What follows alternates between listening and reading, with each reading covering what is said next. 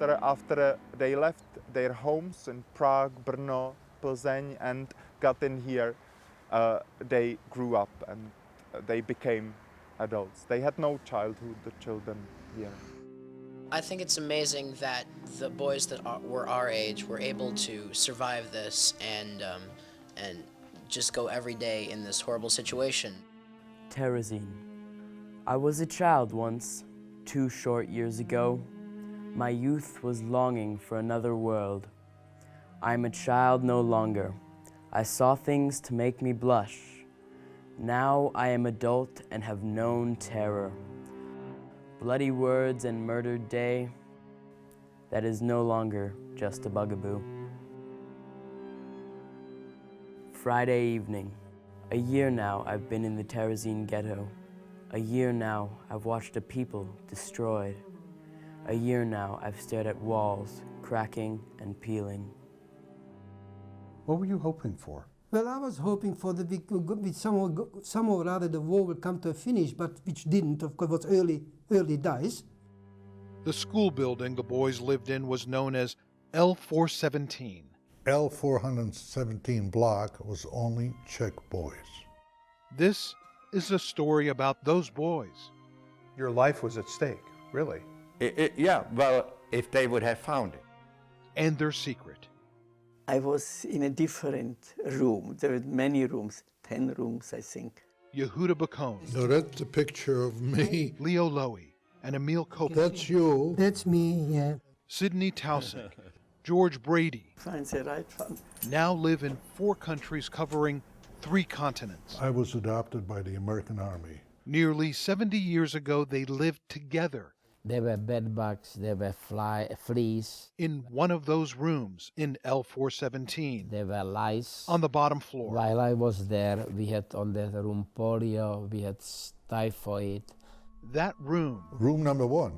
Was also known as Home 1. Well, in Home 1, as kids, we had fun, we were talking, there was a lot of writing to be done with songs and everything. We had a life there. Home 1 is part of a museum now and a memorial. Here we are in the Home 1, building L417, home of the boys of the Jewish ghetto of Terezin.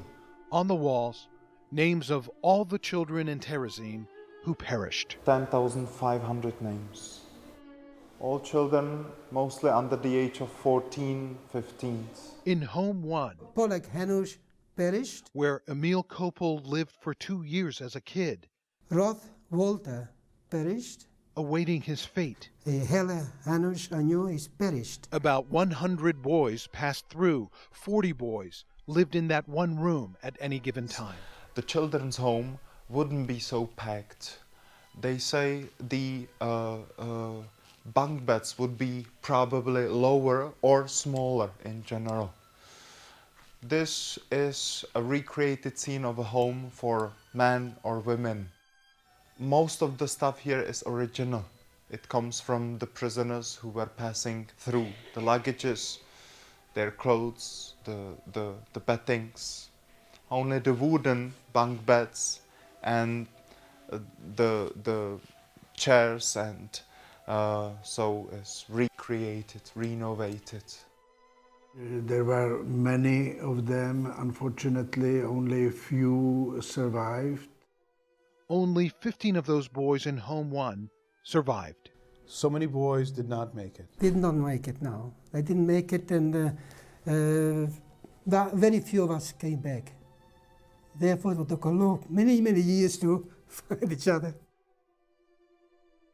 What happened in Home 1 between the years 1942 and 1944 1, 2, 3, 1. is a story these boys in Seattle, Washington are now learning about. Our teachers kept us organized. Through music.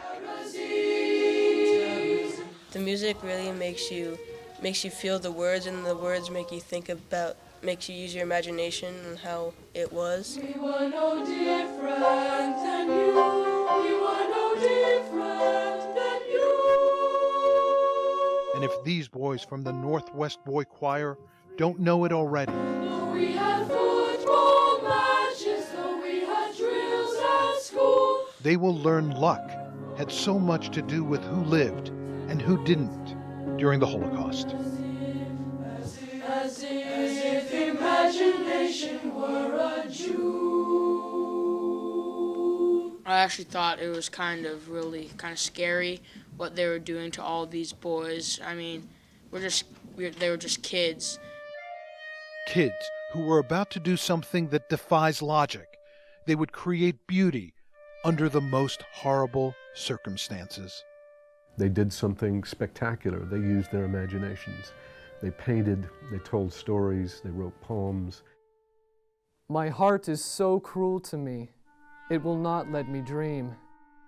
I just thought that was pretty moving how with just like pieces of work that kids our age would write, they would like pretty much keep them alive and keep them sane through this horrible situation that they were going through. And then they started the Vedem magazine, and that was how they kept alive. Today I said, the heart is a fire. I have no strength to put it out. It's amazing to me that you could be 14 years old and write some of the poetry that was in Vedem. Silently, lightly, slowly it drifts down onto the black and bleeding earth. From somewhere up high, steadily descending, whirling in the air on a tender breeze. I never knew about Vedem, and I was really surprised how many great things they did. The magazine Vedem, which means in English, we are the first. We all had a pseudonym, and I was named Horse. Other boys had different names. George Brady was known as a bear. What was your nickname? Blesk, which was thunder, and Trixie. And Trixie came from I used to go with a girl, I was infatuated with a girl, her name was Trixie. So they used to call me Trixie. Everyone had to give a quote every week. Quote of the week. And my quote of the week was, the doctor asked me, do you perspire frequently? Do you perspire frequently? Horst Lowy. Yes, I do, but mostly my feet. Why? I don't know. There was also a ballad written about me, and the reason it was written because we had cards, to get food, and for some reason I always used to lose it. I don't know why. So they wrote a parody about me. What's in this is really the life of the young guys, what they were doing, their thoughts, what they were thinking. Some of them took it very hard, that they lost freedom. It was created out of boredom, out of unknown things, and it was created just what they thought, what was in their mind, what we were hoping for. 14 players are running around the field. The match is underway. The crowd hums with excitement. He comes in on the goal. He shoots, but the goalkeeper dives after the ball and stops it. A mighty round of applause. Among the boys written about in Vedem, Mendel Kopolovich. He later changed his name to Emil Kopel. Of the two of you, who is the soccer player? Who's the Well, I think I would be the better soccer player. Yes, You're a good referee, I was told.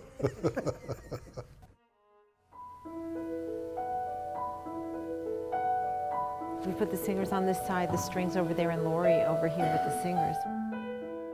It's horrible, it makes you want to cry. It makes you feel so sad that these children had to go through that. It's heart-wrenching, And so I actually have to distance myself from putting myself in their place, because otherwise I couldn't write the piece. Yes, yes. Put the two strings together.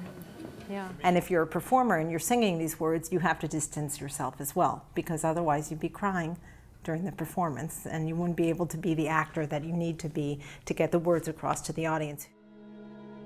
With you, Mother, In filth and sludge and hunger, we suffer here, cast into a pit of darkness, of infinite pain, held down by our masters, deprived of our rights. Mother mine, we shall walk forever together. It was their way of resistance. It was the way they resisted against it all. It was practically the only way how to face the reduced circumstances. They had to keep their mind busy with this. Their children knew it, and the people educating them secretly in the homes knew it. That the only way how to protect the children from all the evil they see around themselves in the ghetto, because the streets were full of dead bodies and people were dying on every corner, especially the elderly Jews. The only way how to protect them was to create a life similar, looking to the old life of the children. One of the boys, they decided to write an anthem. Each meeting would begin with the singing of that anthem. Here are the words to the song. What joy is ours after the strife? In number one, we've made our bid. Self-government has come to life. Long live the Republic of Szkid. The Szkid, our emblem was Szkid, which means Szkola imienia Dostoevskiego, which is school in the name of Dostoevsky. In fact, Sydney drew this emblem, the emblem for the Republic of Szkid. It was based on Dostoevsky's organization during the 1800s in Russia, when he was collecting the underprivileged and orphans and brought them to a home to bring them off the streets. And this is what Professor Eisinger suggested to us, that we do it ourselves, since some of them didn't have parents and some of the parents couldn't see us. So he thought that we should make ourselves a friendship with each other. Then his ingenious idea was to say, you guys run your own affairs and I'm here if you need me, but you decide everything. So we thought we will call it a Republic of Szkid. Every person is our brother, whether a Christian or a Jew. Proudly we are marching forward. The Republic of Szkid is me and you. Then there was one boy which also perished, whose name was Hanush Hachenberg, who was a genius. Hanush Hachenberg, you see, that's him. That means I knew him pretty well. Today, death holds his filthy hand over the world and over my soul. But the cup, fashioned of skulls, with brains shriveled and dried, will overflow, and all the bones, the blood, the muscles call. Life, life, life. I think these poems are just wonderful. Eisinger was really driver. He wanted it to. He was one of the guys who really pushed it.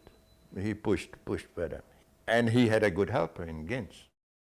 Peter Ginz was our editor. Peter Ginz, who decided that we should write a newspaper. Yes, my brother went to Terezin 42 when he was 14 years old.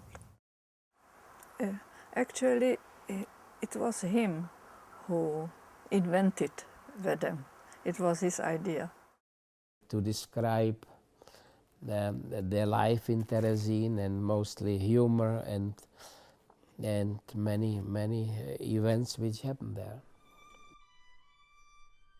I walk the streets alone and alone, pondering the evil in the world, and thoughts about it fill my mind as I walk the dark streets alone and alone. No, he was the one who said, listen, you go around, with the horses, write something about what should be interesting. He gave assignment to every one of us to write an article. They forced me to write an article about the heating in Terezin. Poněvadž je tu dosti materiálu, dělal jsem mnoho velkých staveb. And when I read it today, I'm still embarrassed. But,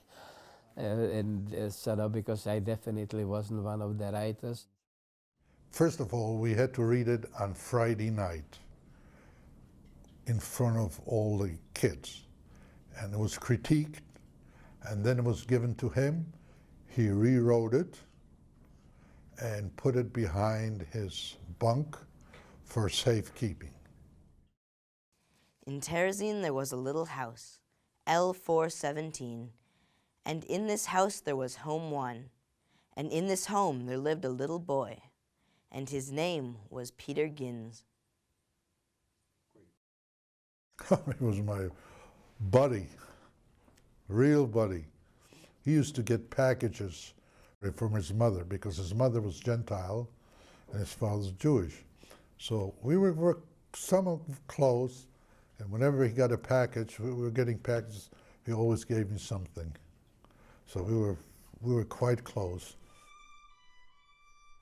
We all thought, including my brother, that the war must end in 1, 2, mostly 3 months.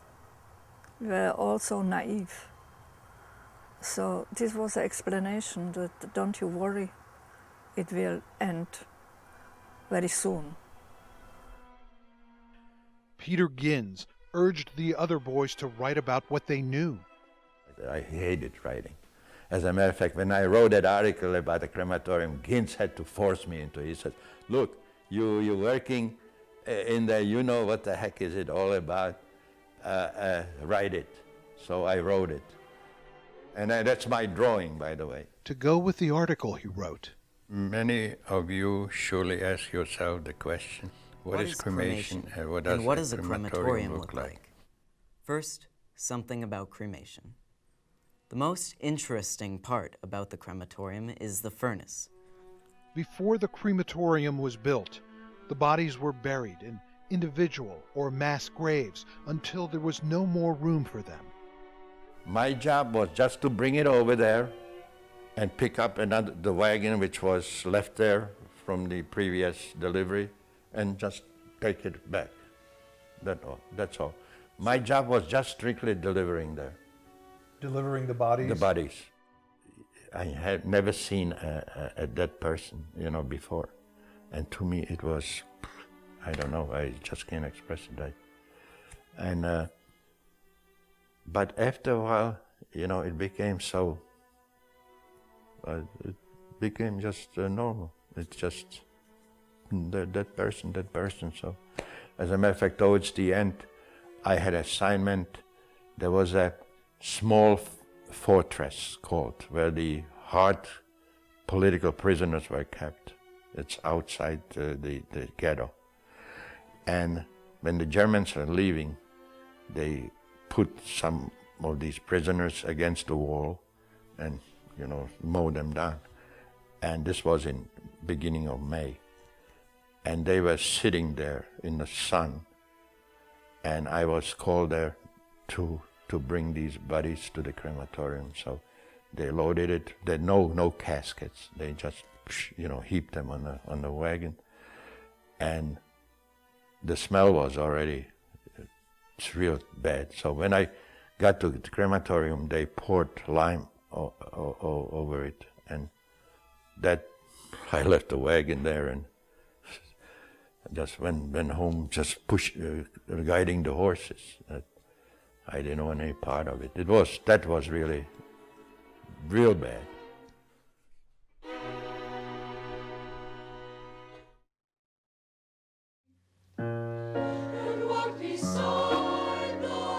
It's really fabulous to be with you guys. I am a fan of the boy choir.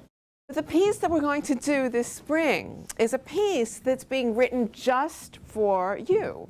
It's a work that we commissioned, and that work is called Venom. Well, the storyline is very, very simple. There's a life.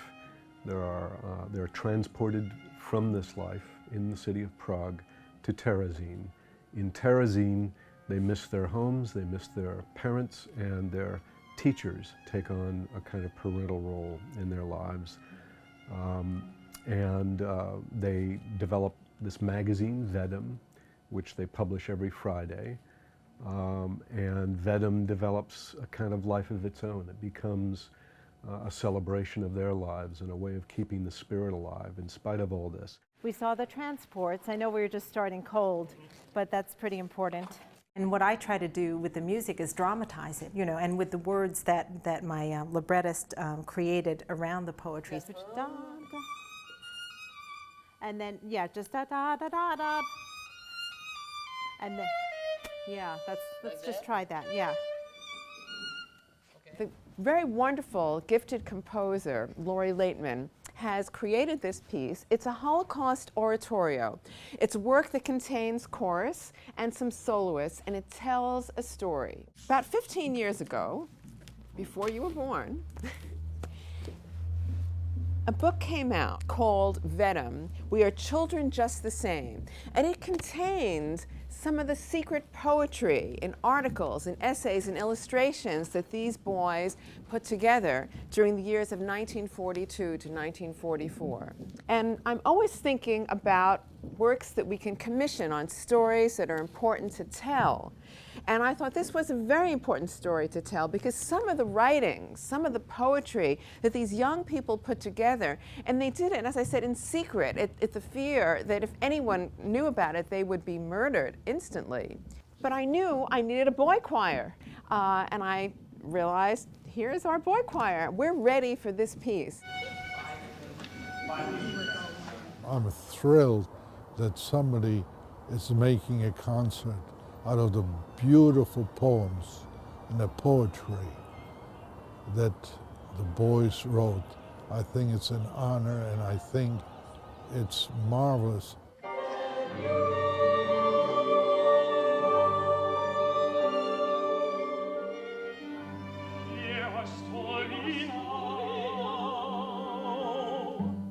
Yeah, much better. Keep that. One verbal motif that's working through the libretto is the desire of these voices, and I'm conceiving of these voices as being the voices of those who perished for the most part. And ash, not snow, was falling from the foolish sky. To have their story told, to have it heard. So they're singing, "Hear my story now." Hear a story now. Or "Hear our story now." Hear a story now. Nice and dark here, really rich and thick, and then much brighter and happier. 2, 3, 1. The roots run like rats in Terezin. She was able to involve the beauty of the story and the human spirit that sort of emerges through the story, but also using a dissonant sort of harmony to show the clash of the culture, to show the terrible things that were going on. Our teachers gave us hope in Terezin. There's always an undercurrent in that music. Some of us had made a magazine. On making sure that the melody doesn't disappear when it gets low like that. Let's do that again, guys. We wanted life like you. We drew and wrote and sang our dreams and wept when we were lonely. We've grown pretty fast. We learned a lot of things too quick. No childhood. It was robbed from you. Completely.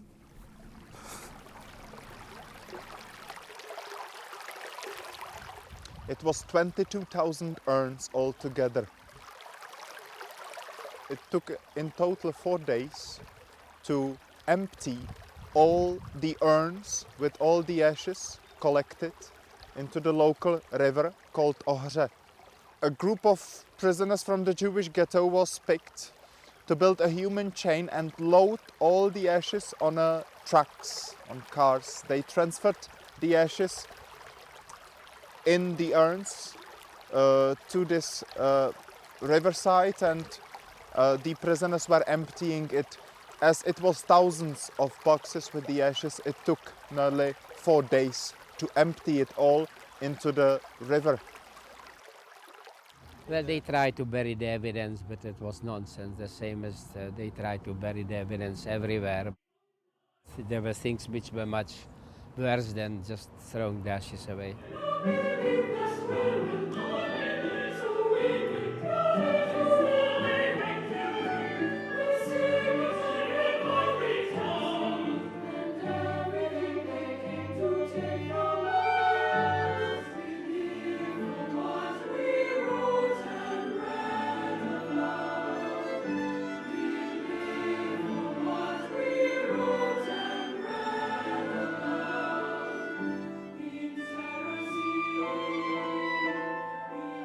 But the day will come when all this will end. The day will come when we shall live again. It was a fairly big classroom, but still to have 42, to squeeze 42 beds into this little, into one room is not easy. So we had three-tier bunk beds where always 2 boys slept next to each other.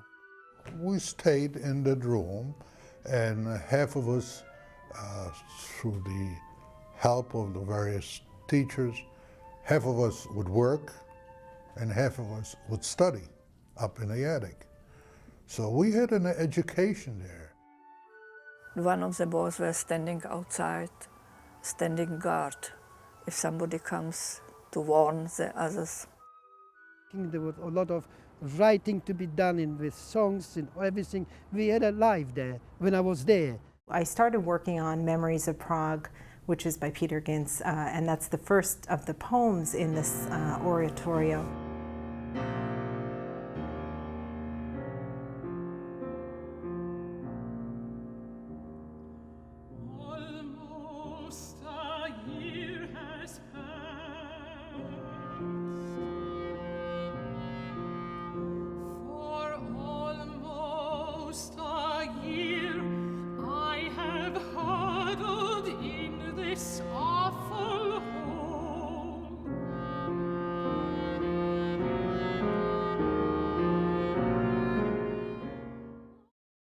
In this piece that I'm creating now for them, it's not only setting the poetry of the actual boys, but setting the story that David Mason wrote about the boys. This morning at 7, so bright and so early, 5 novels later, sewn up in a sack, like all of our lives. They lay there so silent of 5. I think it says that the human spirit is a marvelous thing.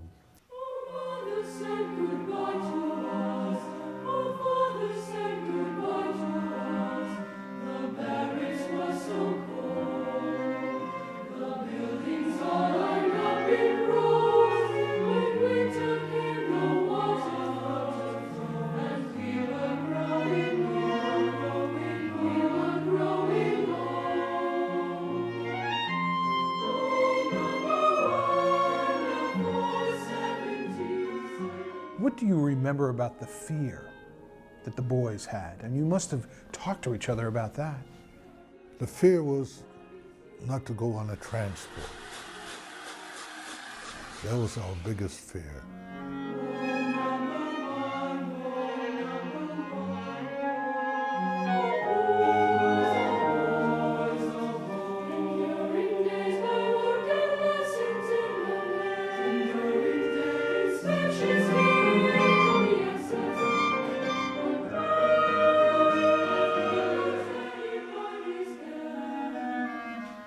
I was also curious what's going on in Auschwitz.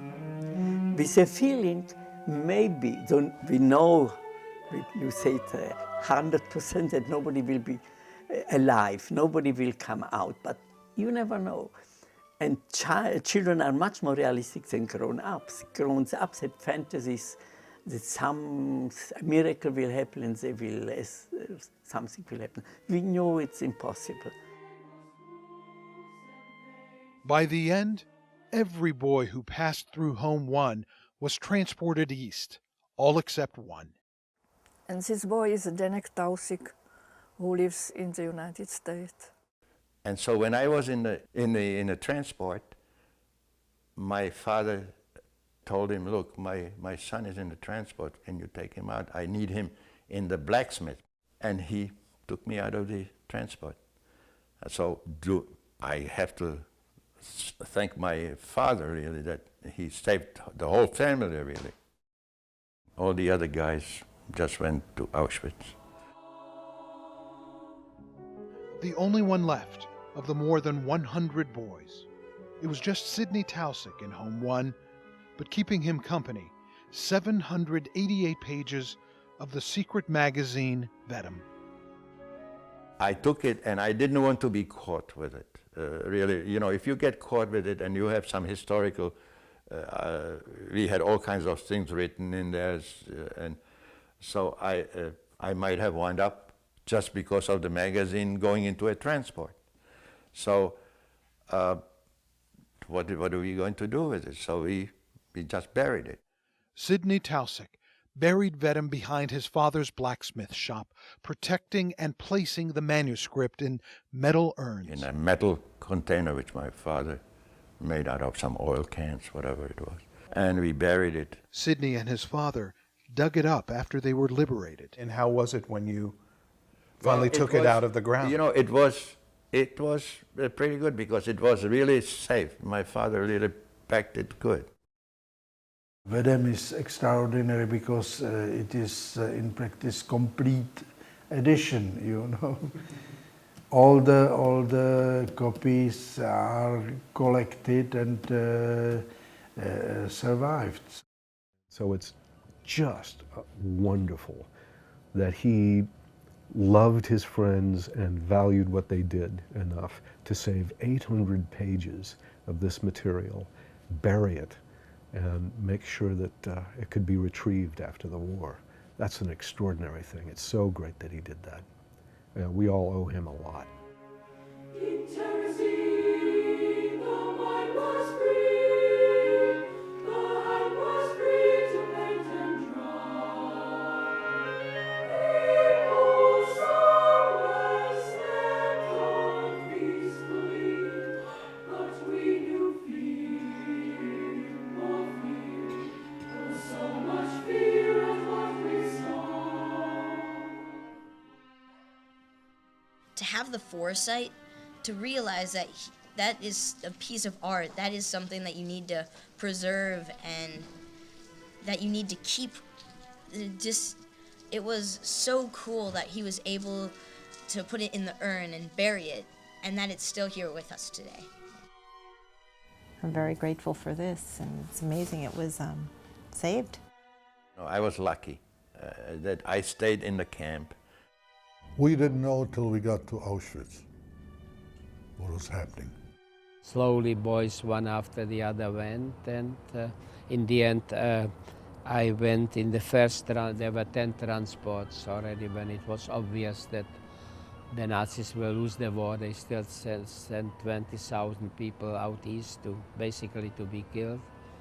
And I went with Peter Gins and with Hanush Beck. Nobody thought that he's going to his death, actually.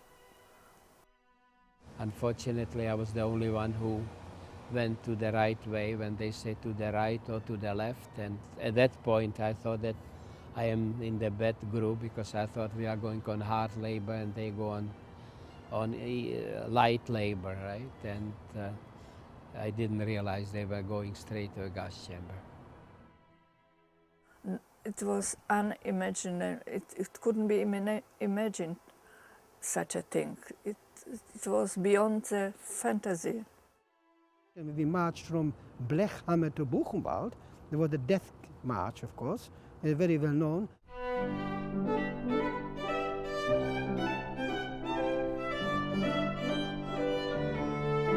It was a very long death march. Every time when I already was completely down, in my mind, in my thing, the music I heard, I always sort of was humming it. Da da da da da da da da da da da da da da. Da da da da da da da da da. That music affected me terribly all the time, and just simply I kept going and I kept going and I kept going. And people were dying all over the place, in front of him, behind him, to the side, left, right. And he didn't tell anybody because he thought some people would think he was crazy. I felt better. It lifted me up. The first person he ever told was Minna, and then the second person was me.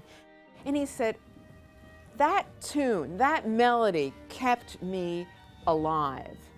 He said, on the death march, when I was on the death march for 70 kilometers, no food, starving, everyone in front of me, it was freezing cold in January, everybody was falling and dying in front of me. I kept on singing that melody in my mind over and over and over. Somehow or other, it made me walk more. I still, when I think about it, I get goosebumps because it speaks to the power of music.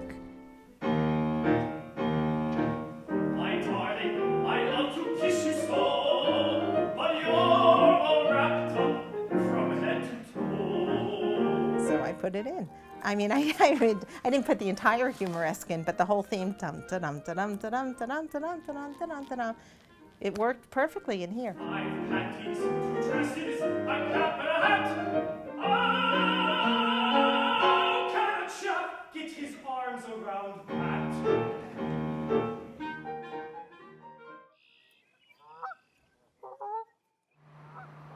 It's a big day. Emil Koppel has traveled to Seattle, Washington from Melbourne, Australia. Emil hasn't seen George Brady since they were together as boys.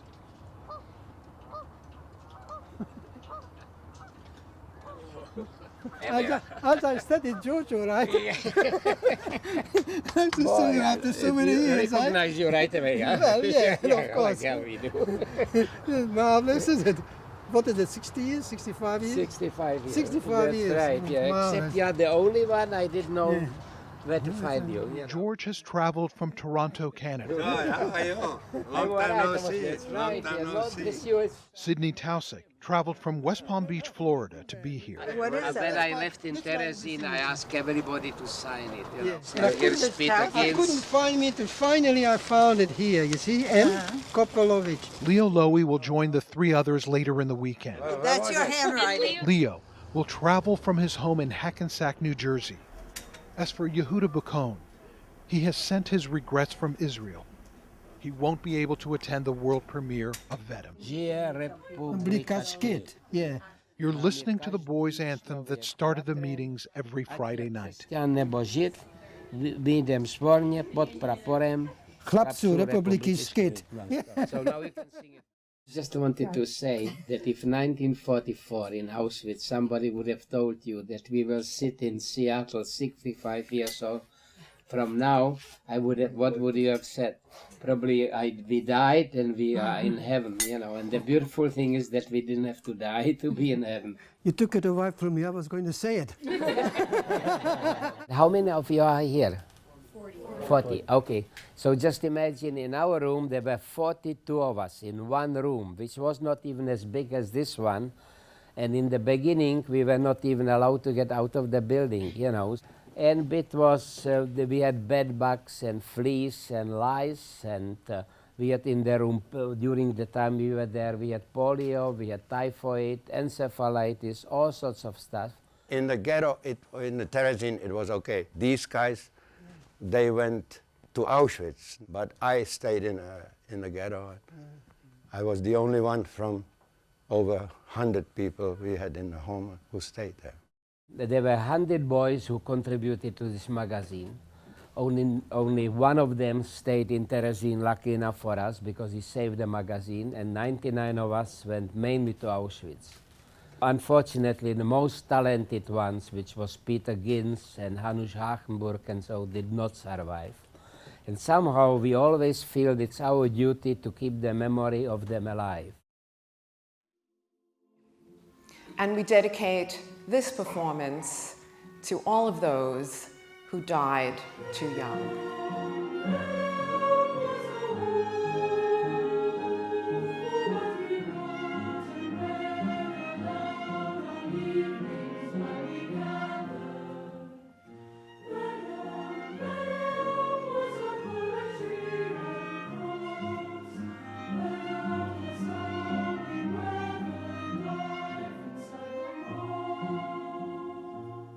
He sustained himself by replaying the melody of the Dvorak Humoresque in his mind.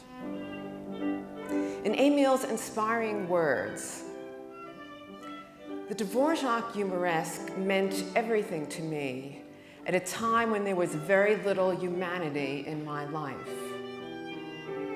It encouraged me to take one more step and then another.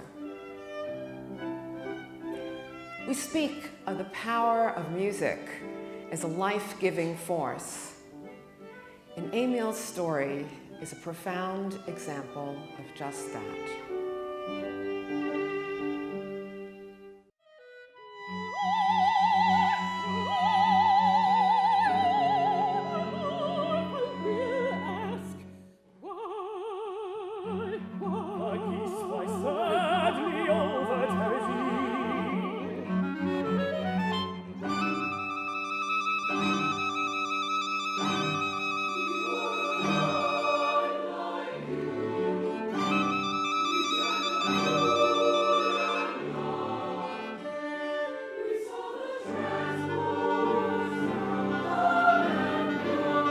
We can never forget that Vedam's story does not belong to us. It belongs to the boys whose courage gave the world this remarkable legacy.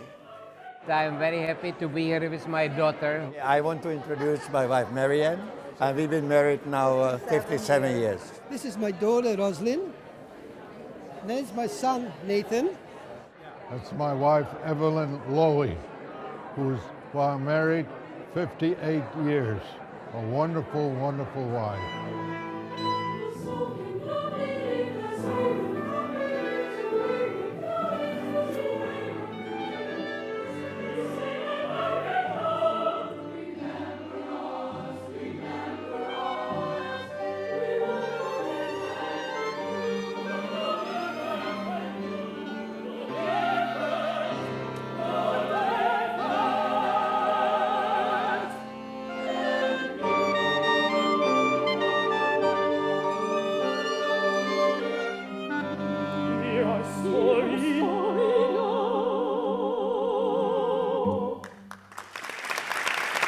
The Boys of Terezin.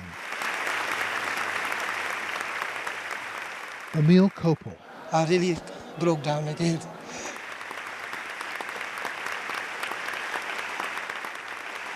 George Brady. It was spectacular, really, really. We never expected anything like this, you know. Sidney Towson. Sitting there, I was thinking about the guys who couldn't make it. Why we made it, who knows? It just, I just can't explain it.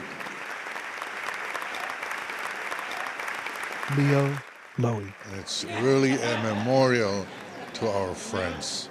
I hope they could listen wherever they are. See it, yeah. You think they were? I hope so. Are they watching it from above?